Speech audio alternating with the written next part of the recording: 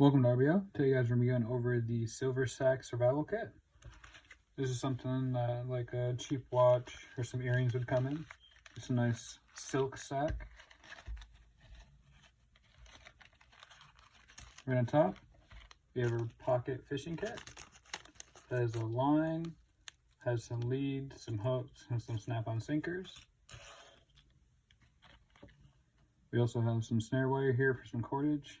We've got some dog hair there too.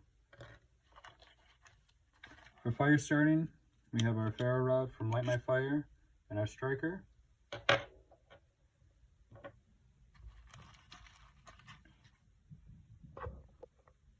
As a secondary way of fire, we have the mini Bic with some duct tape wrapped around it.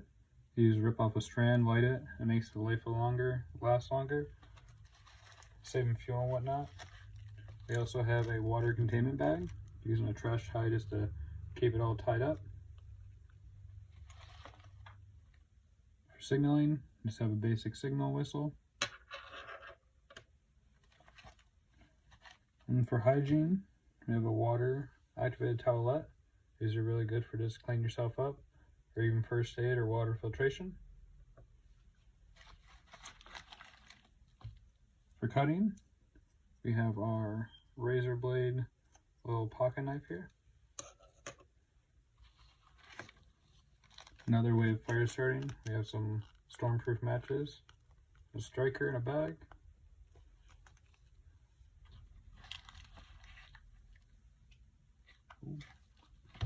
we also have some water purification tablets,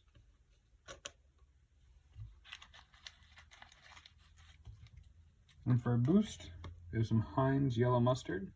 It's also great for an antibiotic. Another source of cordage, we have some bank line here.